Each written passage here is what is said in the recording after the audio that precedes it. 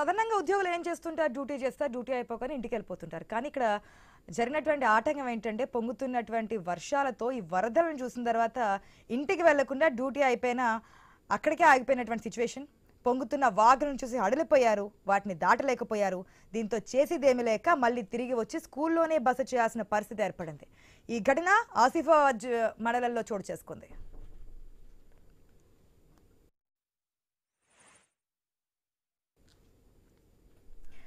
వాడిగుంది అదేవిధంగా వాడిగుంది ఎన్ చెల్కగూడ ప్రాథమిక పాఠశాల ఉపాధ్యాయులు విధులు ముగిసిన తర్వాత ఆసిఫాబాద్కు పయనమయ్యారు.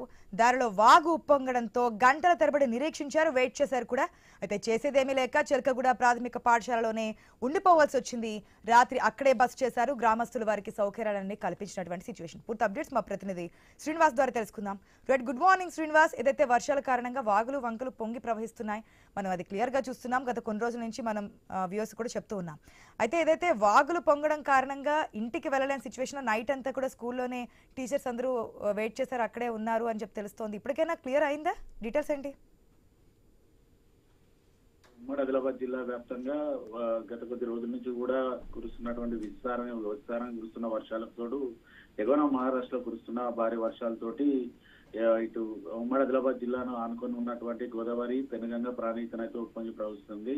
ఈ నేపథ్యంలో ఇటు ఆసిఫాబాద్ జిల్లాలో ఉన్నటువంటి వాగులు వంకలన్నీ కూడా ఉప్పొంగి ప్రవహిస్తున్నాయి. దాదాపుగా 10ల సంఖ్యలో గ్రామాలకైతే ఇటు రాకపోకలు నిలిచిపోయిన సందర్భాలు కూడా ఉన్నాయి. ఆసిఫాబాద్ మండలంలో అత్యంత మారుమూల గ్రామాలైన వాదిగొంది ఎన్ చెల్కగూడ మండల పరిషత్ ప్రాథమిక పాఠశాలలో విధులు నిర్వహిస్తున్న ఉపాధ్యాయులకైతే ఇబ్బందులు అయితే తప్పడం లేదు. నిన్న ఏదైతే ఉపాధ్యాయులు స్కూళ్లకు వెళ్లిన అనంతరం మరలా ఇంటికి తిరుగు ప్రయాణమైన నేపథ్యంలో గ్రామాలను ఆనుకుని ఉన్నటువంటి వాగు ఉప్పొంగి ప్రవహిస్తున్న నేపథ్యంలో ఉపాధ్యాయులు స్కూల్లో బస చేయాల్సిన పరిస్థితులు అయితే ఇటు ఆసిఫాబాద్ జిల్లాలో నెలకొన్నాయి.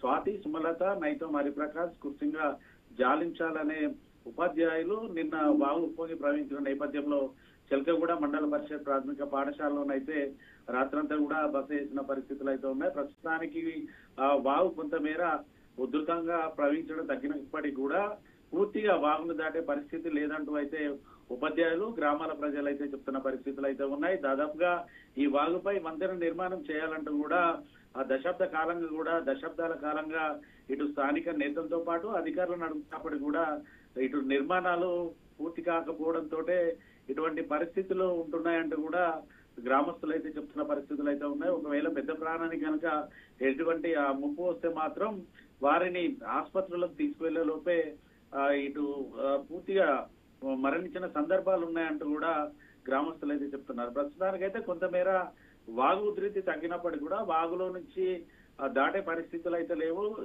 ఈ రోజు సాయంకాలం వరకు కనుక ఇటు వర్షం కనుక కొంతమేర తెరిపిస్తే మాత్రమే ఉపాధ్యాయులు మళ్ళీ ఈ తిరుగు ప్రయాణం ఇంటికి అయ్యే అవకాశాలు ఉన్నాయంటూ కూడా ఇటు ఉపాధ్యాయులు, గ్రామస్తులు అయితే చెప్తున్న పరిస్థితులు ఉన్నాయి. ఆశ మరోవైపు ఉమ్మడి ఆదిలాబాద్ జిల్లాలో ఇటు బాసర వద్ద కూడా పూర్తిగా మహారాష్ట్ర కురుస్తున్న భారీ వర్షాలతోటి కూడా బాసరకు అమ్మవారి ప్రధాన రహదారి కూడా ఈ ప్రస్తుతానికైతే వరద నీరుతోటి పూర్తిగా నిండిపోయింది.